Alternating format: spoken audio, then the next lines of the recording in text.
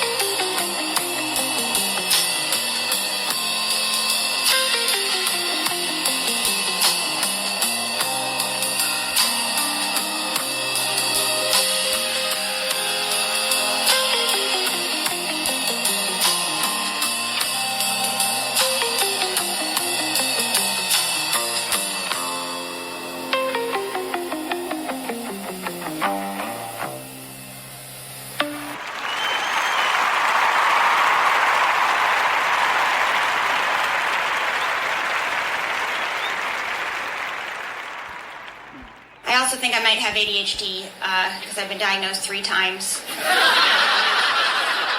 Also, whenever someone tells me about their ADHD, I'm like, boring. Just another person with ADHD. Here we go again. Here's how you can tell someone doesn't have ADHD is if they're on Adderall.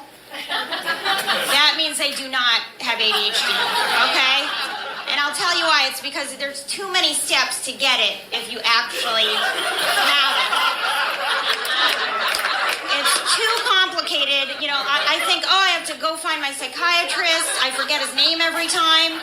You know, then I finally get to the office. It's really hard parking. He has really confusing hallways. I always get lost. I have to call him to come down and find me. Then I'm like in the meeting. He's really kind of boring and annoying. And then he tells me I have ADHD every single time. And I don't really believe him because I have issues with authority. And then I finally go to the pharmacist. I have to wait in line. If I make it, to wait the whole time, I finally get to that. Then I finally get the prescription. Then I get home, lose it immediately. And I'm like, you know what? I'll just live with ADHD, okay? This is not worth it. So whenever my friend is on Adderall, I'm like, you should give it to me. I need it more, okay? Good morning. It's Thursday, Psycho Thursday, July the 30th, and this is The True Conservative. Welcome to all the butchers, bakers, and candlestick makers out there. I'm Ron, your host, and the only true conservative in the United States today. So today, after the Serenity Prayer and the patriotic song of the day, we will have Varney and Company and Psychopathy. All that and more when I get back.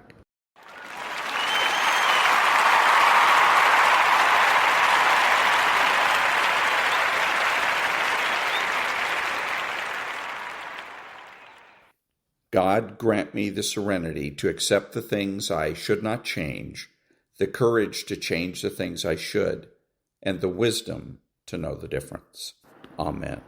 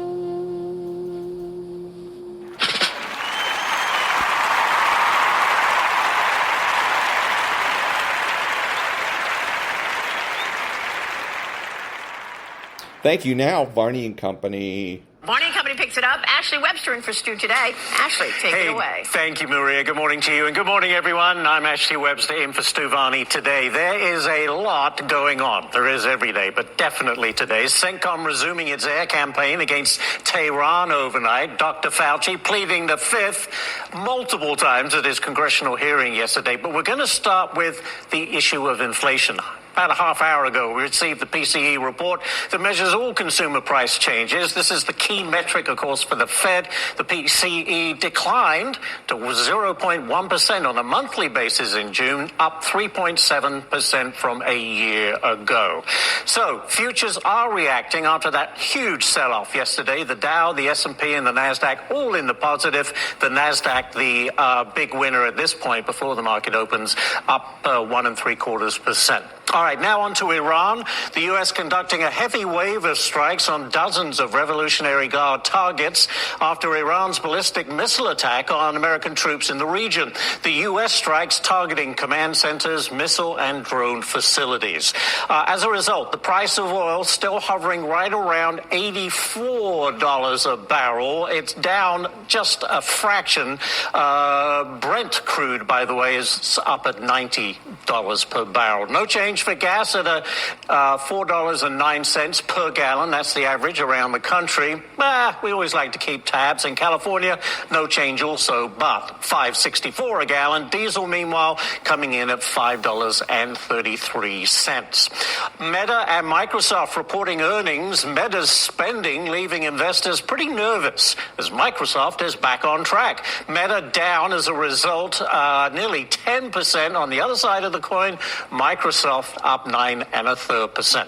On the show today, Dr. Anthony Fauci invoking the Fifth Amendment 111 times, dodging questions on COVID lockdowns, gain-of-function research, origins of the COVID, and his newly released diary.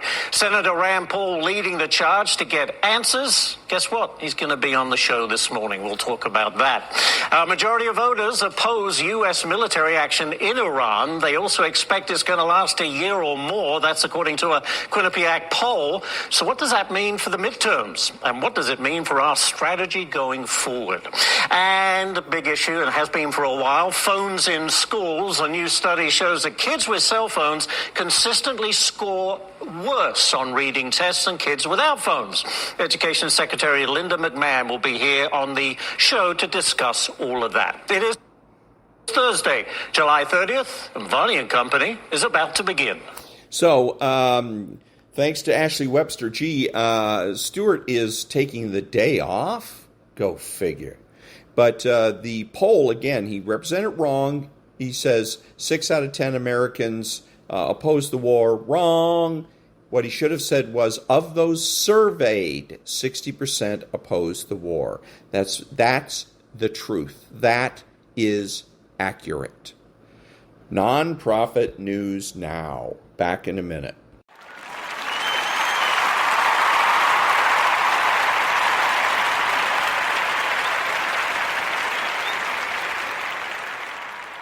Thank you. The goal is to stir just enough concern or guilt that we hesitate in our strength.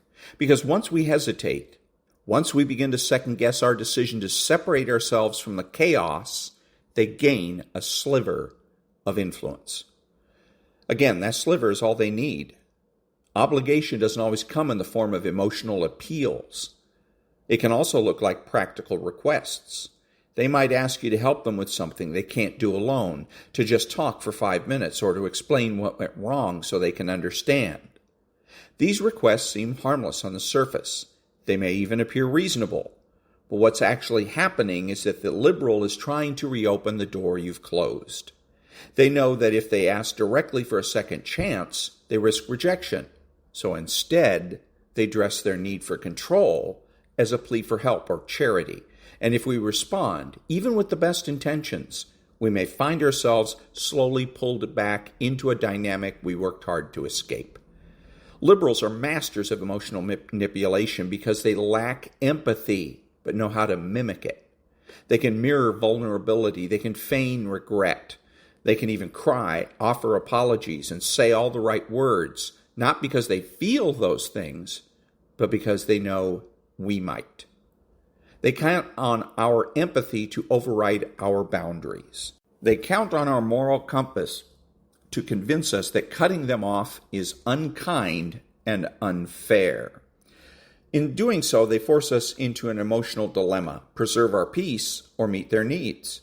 And for someone who has been conditioned to put others first, that choice can feel excruciating. This is especially effective in relationships with a lot of history. The longer the history, the more material the liberal has to draw from. They'll remind us of moments where they were there for us.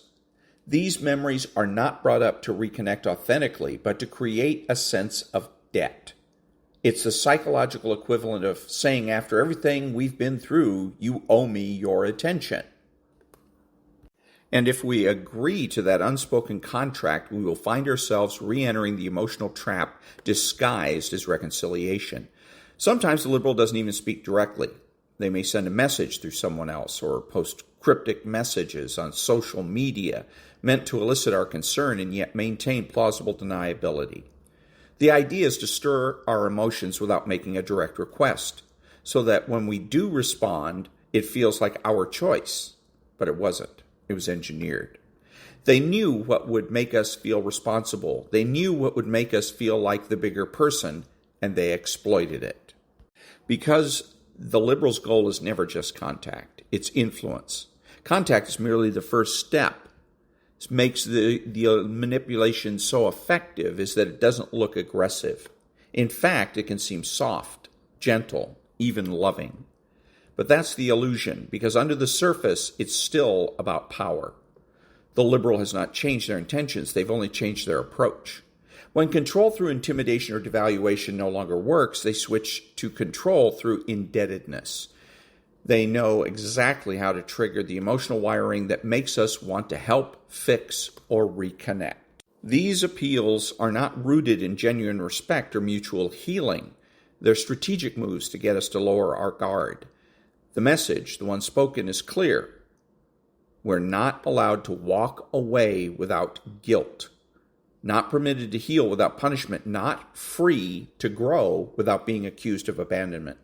This use of guilt and obligation is often the last thread connecting us to the liberal. They hope that by tugging on our empathy, they can reel us back in. Because if they can't control us through fear and they can't control us through charm, they'll try to control us through our own consciences. One of the most deceptive tactics that the liberal will use is when they see we've become too strong to manipulate directly, is the sudden resurrection of their ideal self, the charming, attentive, thoughtful version of them that likely drew us in at the beginning.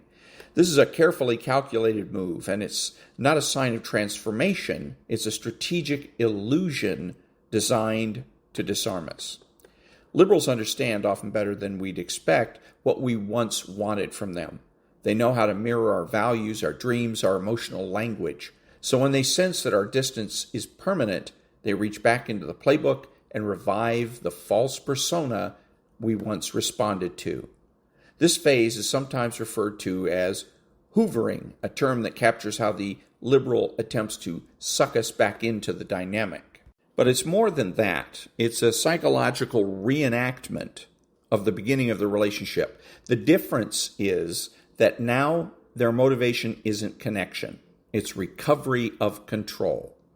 The liberal doesn't miss us as persons. They miss the role we played in their life. They miss the way we responded to their needs, the attention we gave, and the emotional access we provided.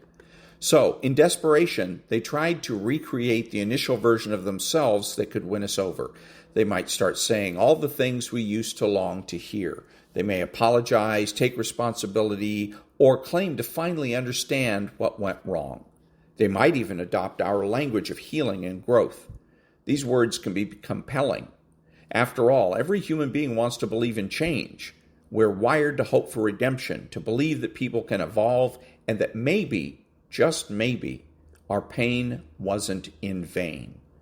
The liberal knows this, and they exploit it. This realization tactic works not by force, but by seduction. It's not loud or aggressive. It's subtle, emotionally intelligent, and often eerily convincing. The liberal isn't trying to overpower us anymore. They're trying to align with us. That alignment, however, is surface level. It's mimicry, not integrity. The purpose is to bypass our defenses.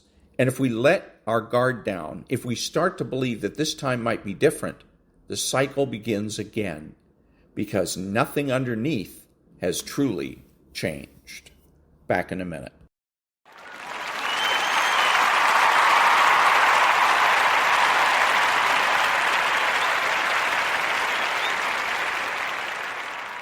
Thank you now, Dr. Berg. I want to discuss why fasting can help lower your blood pressure. High blood pressure or hypertension usually has no symptoms. You don't know what's going on unless you get your blood pressure tested. And if you're getting older, it might be a good idea to have a blood pressure cuff around just to assess this. There's two types of hypertension. You have primary and you have secondary.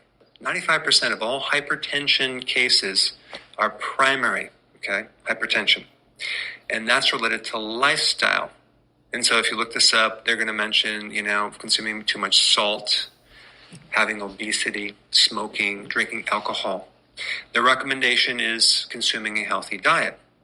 I love it. But if you dig further into what they recommend as a healthy diet, that's where you get the problem, because they're recommending fruits, vegetables, whole grains. You have to stick the whole grains in there. Less than 30% of your calories being fat. And of course, they recommend avoiding the saturated fats, of course. And then they recommend less than 10% simple sugars. So they're allowing up to 10% of all your calories being simple sugars. Wow, amazing. What does that come out to in teaspoons? 12 teaspoons a day. Okay, that's 50 grams of sugar. That's what they're allowing. Okay, that's considered part of a healthy diet. Now, before I say anything else, I want to give a disclaimer. I'm not recommending you coming off your medication without the help of your doctor, okay? Just giving you data to think with. So there was a study called the Sprint Trial Study in 2015 where they tested people over 50 years old with high blood pressure, and they found that they lived a little bit longer when they took multiple medications for hypertension, okay? That sounds pretty good, but here's the problem with that. They found significant risks with this benefit of living longer. And that risk is a significant increased risk in kidney disease. Okay? And so if something can help you, yet it comes with this other thing that can hurt you, it's not the ideal situation from my viewpoint. Now, the other interesting thing about this study is they didn't use everyone that had high blood pressure. They only used a fraction of the people that had high blood pressure in their pool of people that they were using, the ones that were the most severe. And so if you don't have a severe high blood pressure problem, then this data on it helping you live longer would be invalid because they didn't test those people. Shifting gears, there was another study on 174 individuals who did fasting. And yes, it was medically supervised, but there was a 90% success rate of lowering blood pressure into a fairly good range when people did fasting. But my question is why? Well, this is why. Because fasting is the most powerful way to lower insulin. And when you have high insulin, because you have insulin resistance, the arteries become very, very stiff. And so one of the root causes of hypertension is a blood sugar problem coming and being caused by insulin resistance and high levels of insulin. But the high levels of insulin that should normally lower the blood sugars is not working because of the insulin resistance.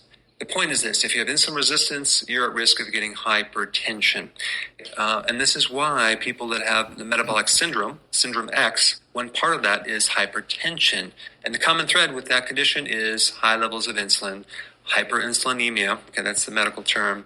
But it's basically just insulin resistance. All right, so what should you do if you have high blood pressure? Start fasting immediately. Start doing intermittent fasting. That right there might just totally handle it. And then you can get with your doctor and work together to wean off your medication. All right, number 2, add vitamin D. Vitamin D is a very powerful natural remedy for high blood pressure. Next point is potassium. Start taking more potassium. If you're low in potassium, your arteries can get very stiff. So potassium makes the arteries very, very soft and flexible. I put a link down below with other benefits from potassium. All right, add vitamin K2. Why? Because vitamin K2 helps remove excess calcium from the arteries. Okay, so it's going to make the arteries more pliable, elastic, because calcium tends to make them more rigid. Vitamin D and K2 work together. This is why one of the remedies for hypertension is calcium channel blockers. Why are they blocking calcium? Because the calcium is making things very, very stiff. And vitamin K2 can help counter that. And then add magnesium. Ideally, you should get your magnesium and potassium from leafy greens, large amounts of salad, but you can also add magnesium to your diet. Like magnesium orotate is a really good one, and watch your blood pressure come down. But those are all the nutritional things that can help you. But if you add fasting and a low-carb diet, which will also help insulin resistance, I think that would be a really good plan to avoid high blood pressure. And I just want to mention this point. When doing research on this topic, it's just amazing how much data that is put out there on the front page of Google. In fact, it's not just on the first page on Google. It's on the first 5 pages of Google. All the links. It's just you get all this data, all this information. What I try to communicate in the videos, all the videos that I do, is the important stuff, not the trivial stuff. So when you're doing research in the area of health problems and many other things, you have to dig through all the fluff, all the minutia, all the trivial stuff to find the gold. And so I just want to let you know that I spent a lot of time in focusing on this one point, is just giving you the most important stuff and not the trivial. All right. Thanks for watching.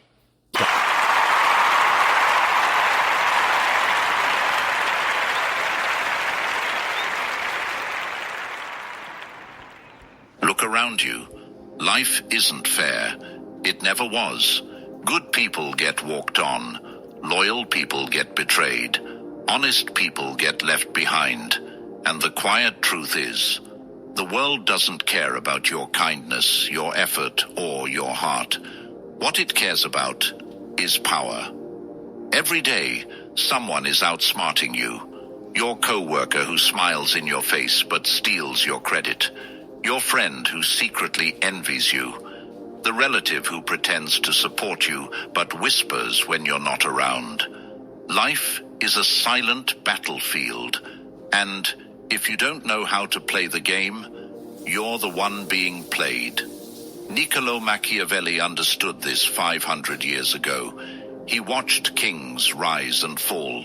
He saw trust turn into betrayal. He studied why some men controlled the world while others were crushed by it. If Machiavelli lived today, he wouldn't waste a second complaining. He wouldn't beg for attention or play fair. He'd move like a shadow, outsmart everyone in the room, and make people think they were winning, while he held every card. Today, I'm going to give you his 21 rules of power for the modern world. If you master them, people will never see you the same way again. You will walk differently, speak differently, command respect without asking for it. Before we start, lock this into your mind and drop it in the comments. I don't chase power. I become it. Rule 1. Never show all your cards. The moment people know everything about you, you are finished. Your strengths, they'll try to copy. Your weaknesses, they'll attack. In life, the most dangerous thing you can do is let people read you like an open book. Friends, co-workers, even family. Most aren't plotting your success. They're calculating your limits. When they know your plans, your fears, and your moves, they can trap you without lifting a finger. Power lives in mystery. The less people understand about you, the more they fear and respect you. Leave them guessing. Make them wonder what you're thinking. Smile, speak less, and let silence do the work. Because a silent man is a dangerous man. Your private life, your next move, your real intentions, protect them like a treasure. Only reveal what serves you, never what weakens you. Machiavelli once said, "Never attempt to win by force what can be won by deception." Your first step to power is simple. Be unreadable. Rule 2. Control your emotions or be controlled. The moment you lose your temper, you lose the game. People can smell anger. They can taste desperation. And the second they see you react emotionally, they know exactly how to manipulate you. In life, the calm man always wins. He sees the storm, but he doesn't let it touch him. He watches insults, betrayal, and chaos, but he moves like a rock in the river, untouched while others drown. The world is full of emotional traps. A co-worker might push your buttons to see if you'll break. A friend might joke about your weakness to see if you'll defend yourself. The one who stays calm always holds the power. Silence, a small smile, and patience will destroy enemies faster than shouting ever could. When you don't react, you force the world to dance around you. Machiavelli once said, "The wise man does at once what the fool does finally." Control yourself, and you will control everyone else. Rule 3. Make people depend on you. Power doesn't come from being liked. It comes from being needed. The people who can replace you will never truly respect you. The people who cannot function without you will never betray you. In life, the smartest players don't beg for loyalty. They build it through dependency. Make yourself the person others can't live without. Become the one with the solution, the knowledge, the connection, or the skill they secretly rely on. Your boss might not like you, but if the system breaks without you, you're untouchable. Your friends might envy you, but if they need your advice or your network, they won't risk losing you. Even enemies hesitate to strike those they can't replace. Dependency is invisible chains. When you hold them, people move how you want without even realizing it. Machiavelli once said, "The best fortress is to be found in the love of the people for whom you are indispensable." Stop chasing approval. Start making yourself necessary. That's real power. Rule 4. Master the art of disguise. The world is a stage, and the ones who win are the ones who can wear the right mask at the right time. If you walk through life showing your true intentions to everyone, you will be crushed before you even begin. Sometimes you must act harmless to hide your ambition. Sometimes you must smile at the very people you plan to outsmart. Sometimes you must play weak, so they never see your strength until it's too late. This isn't hypocrisy, it's survival. Every powerful person in history has worn masks. They didn't shout their plans. They hid them behind charm, laughter, and patience, because people don't attack what they don't see coming. In your job, in your friendships, even in your family, learn to blend in while silently moving your pieces. Make them think you're predictable, while inside you're 10 steps ahead. Machiavelli once said, "Men are so simple and so much creatures of habit that he who seeks to deceive will always find someone who will allow himself to be deceived."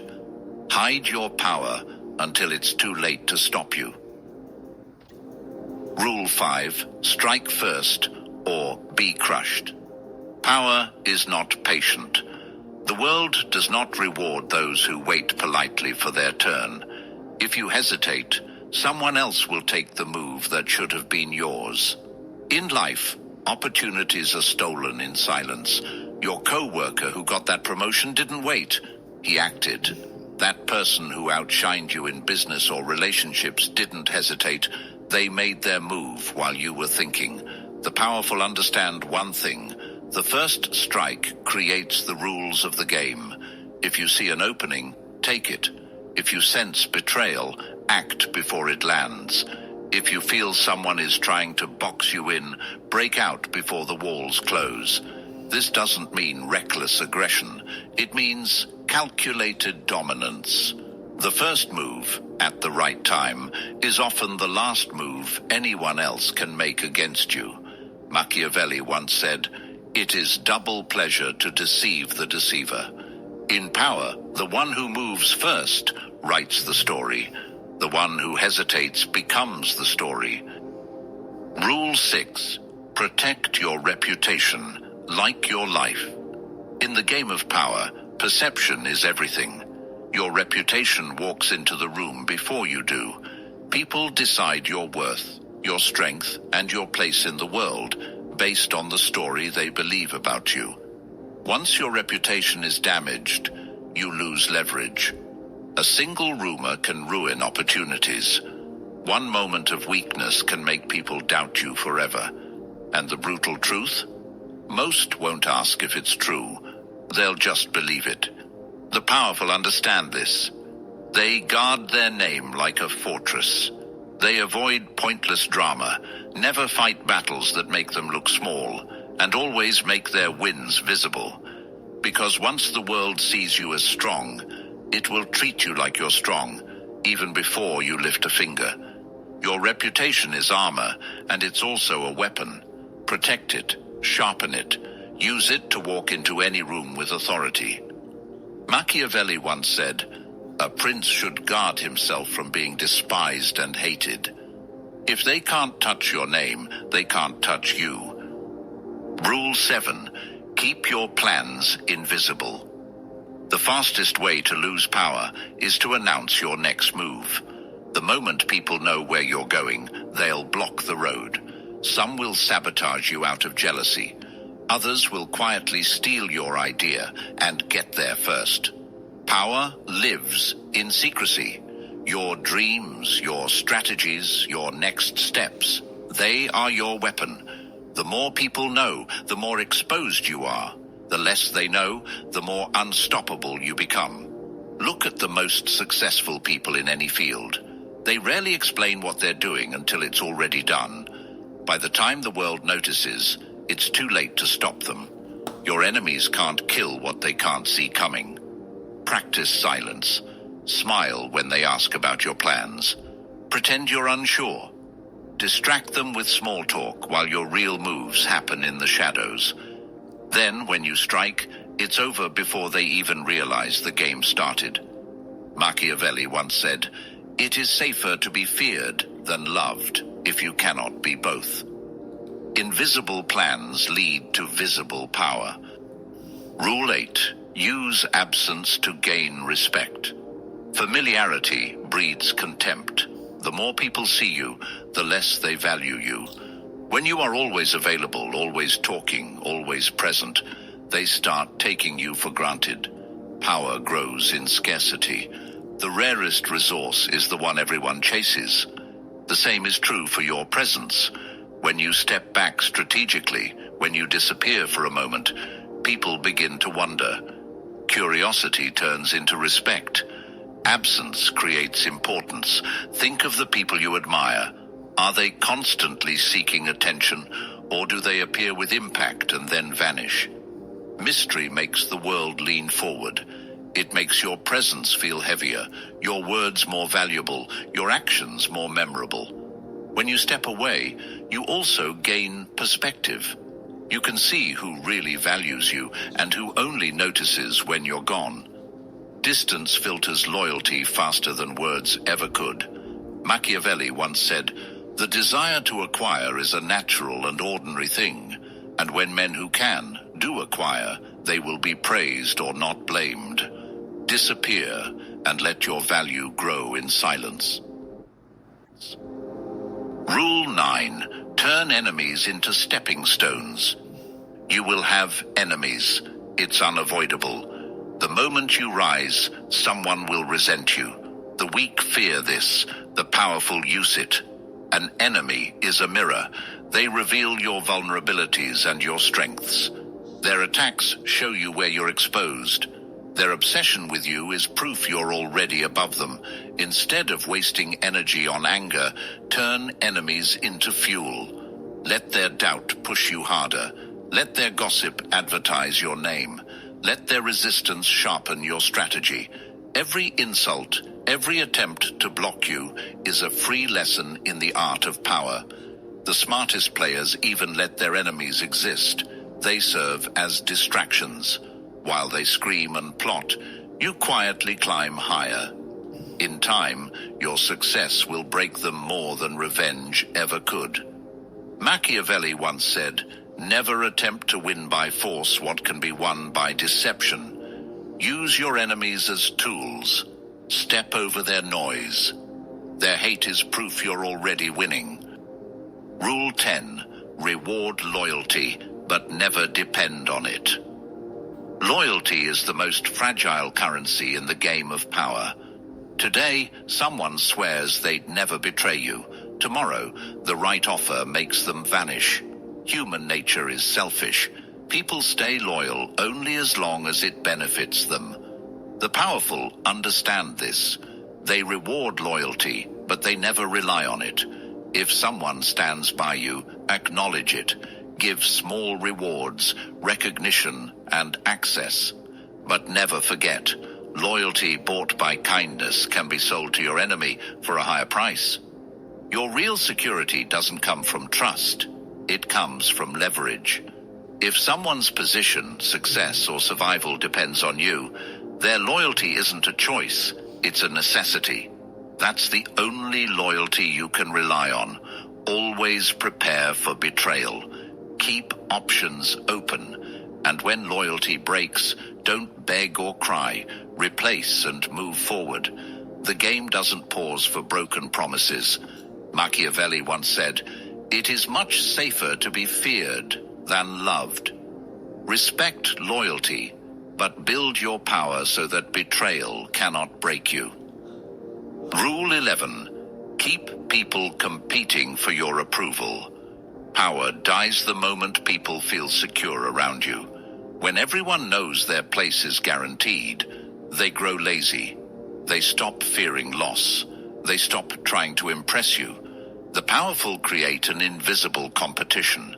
They let people believe their position, favor, or reward depends on staying useful. When people compete for your attention or approval, they move with intensity. They work harder. They fight to stay close. This doesn't mean being cruel. It means being strategic. Give small rewards, then pull back. Show attention, then turn away. Make your presence feel like a prize. Those who feel chosen will give you more than those who feel safe. History's most powerful leaders always kept their circles competing. Allies stayed sharp because they feared being replaced. Enemies hesitated because they never knew who had the leader's ear. Machiavelli once said, "Men are driven by two principal impulses, either by love or by fear. If they want your approval, you hold the strings." Rule 12. Silence is your greatest weapon. Words are cheap.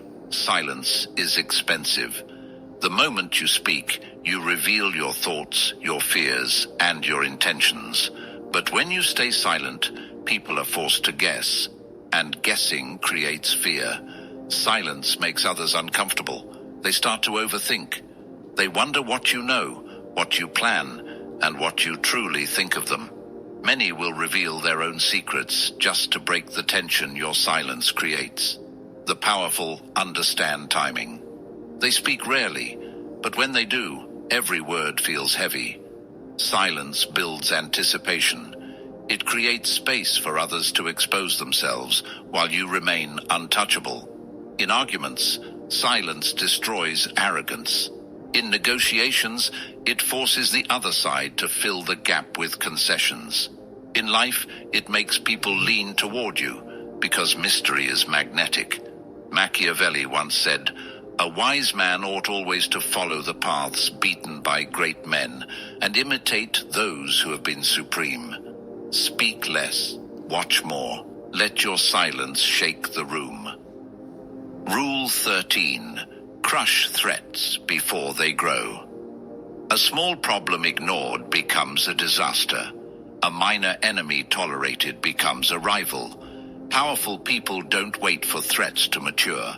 They end them while they're still weak.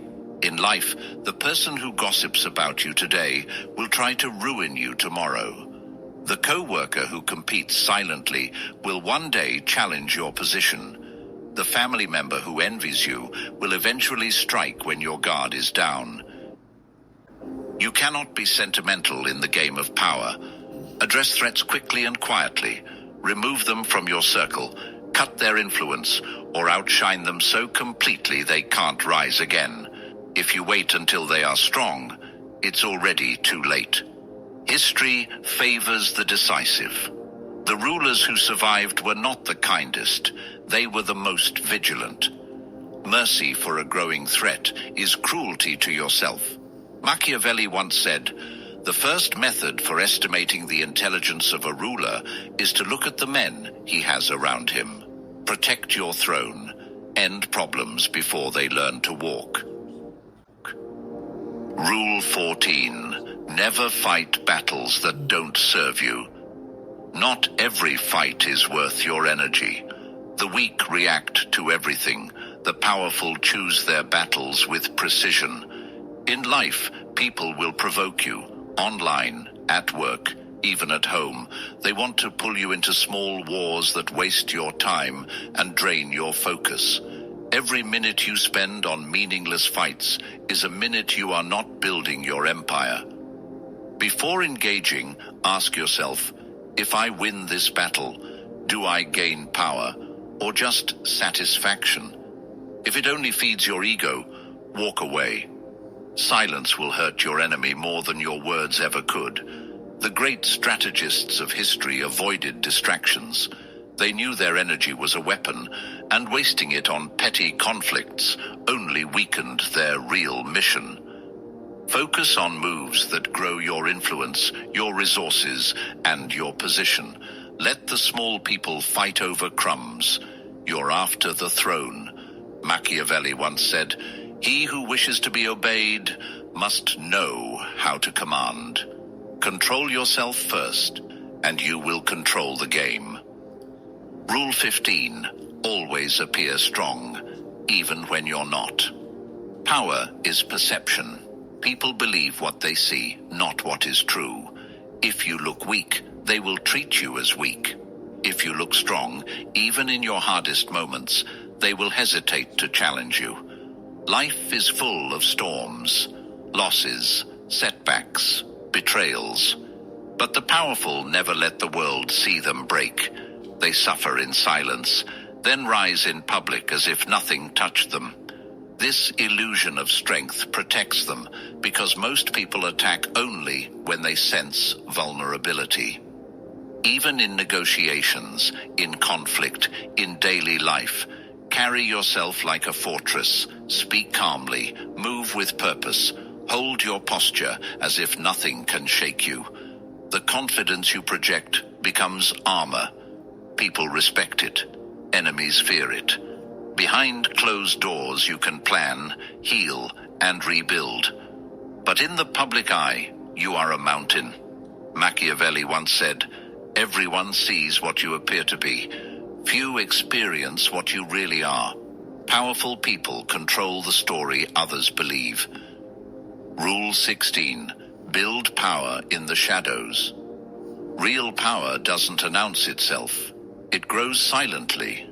The people who brag, boast, and show off are always the first to fall because they expose themselves before their foundation is strong. The powerful work in silence. They make connections quietly. They acquire skills and resources while others are distracted. They let the world believe they are ordinary until they are untouchable. When your power is built in the shadows, no one can destroy it because no one saw it coming. By the time your enemies realize your strength, it's too late to stop you. Think of the most dominant people in history or business. They moved strategically, built alliances carefully, and struck only when success was guaranteed. The quiet rise is the deadliest rise. Be patient. Keep your wins private until they are undeniable. Protect your plans like treasure. Every step you take in silence increases the shock of your eventual move. Machiavelli once said, "The wise man does at once what the fool does finally. Build your empire where no one is watching." Rule 17. Use fear to keep people in line. Love makes people comfortable. Fear keeps them alert. If everyone around you feels completely safe, they will eventually test your limits. They will grow bold, careless, and disrespectful. But a small dose of fear keeps order where words cannot. This doesn't mean ruling with cruelty. It means never letting people forget the consequences of crossing you. Maybe it's the way you look at someone when they overstep. Maybe it's how quickly you cut off someone who disrespects your boundaries. Maybe it's the silence after betrayal that leaves them wondering what comes next. The powerful make people think twice before challenging them. Fear creates hesitation, and hesitation keeps you in control. Even in friendships, relationships, or business, respect comes from understanding that stepping out of line has a cost. Machiavelli once said, "It is better to be feared than loved, if you cannot be both." Let them admire you, but make sure a part of them fears losing you or facing you. Rule 18. Control information. Control power. The person who controls the flow of information controls the game. Knowledge is power, but only if you decide who knows what and when. In life, the loudest people often know the least. They talk, they overshare, and they give away their leverage. The powerful do the opposite. They filter information. They feed people only what serves their strategy, never the full truth. At work, in business, even in personal relationships, the one who decides what is revealed and what is hidden silently runs the show. People cannot attack what they do not understand. They cannot sabotage what they cannot see. Even a rumor can be a weapon if you plant it at the right time. Misdirection keeps enemies chasing shadows while you make real moves. Control the narrative and you control perception. Control perception and you control reality. Machiavelli once said, "Men are driven by two principal impulses, either by love or by fear. Information is the leash that keeps both in your hands." Rule 19. Cut off weakness without mercy. Weakness spreads like a disease. If you surround yourself with lazy, fearful, or disloyal people, their energy will infect you. They will slow your moves, drain your focus, and pull you into their failures. The powerful are ruthless about their circle. They keep people who are sharp, loyal, and useful. Everyone else is cut off, quickly and quietly. This isn't cruelty, it's survival. Look at your life right now. Who makes excuses? Who brings drama? Who's always taking but never giving? Every moment you tolerate them, you lose momentum. Power demands clarity, and dead weight is the enemy of clarity. Even in yourself, cut off weakness. Destroy the habits that make you soft. Face the fears that hold you back. If you carry weakness, the world will smell it and attack. Machiavelli once said, "The first method for estimating the intelligence of a ruler is to look at the men he has around him.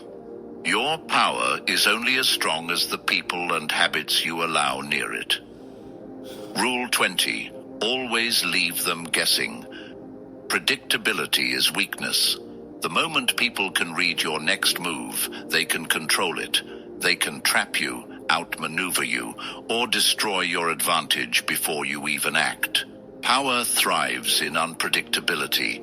When people can't figure you out, they hesitate. They overthink. They waste energy trying to predict your next step while you move freely. In life, never let anyone fully map your patterns. Change your routines. Switch up your approach. Surprise with your timing. Sometimes disappear when they expect you to show up.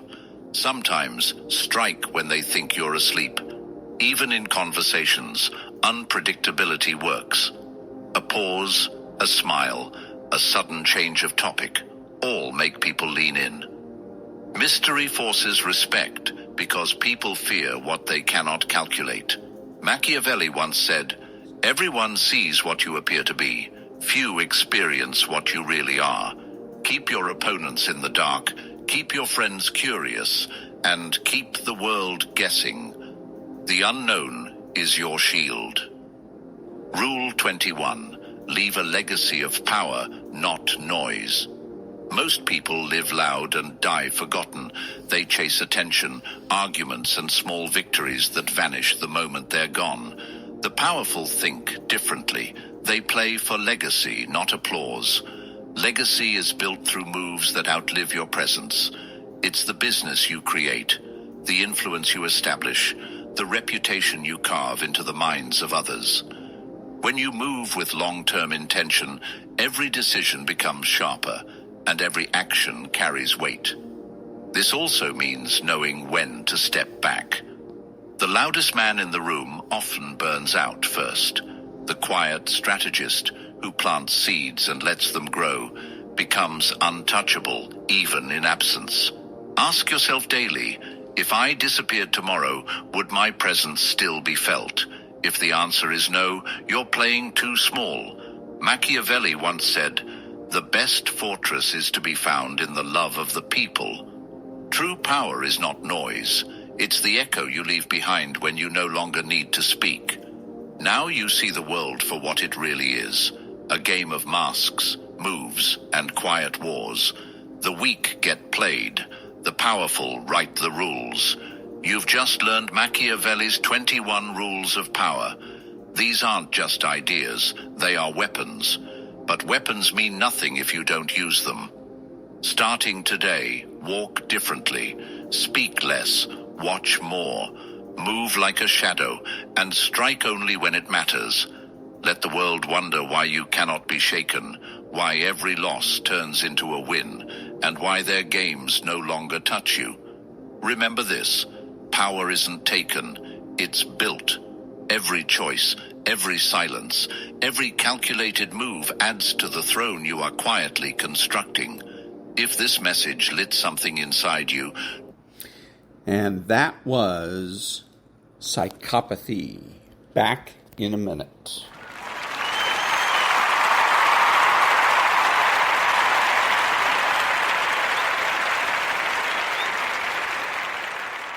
Thank you. This is Ron, your host, the only true conservative in the United States today, bidding adios to all the butchers, bakers, and candlestick makers out there, and reminding you that you're not neutral and that the government has no rights.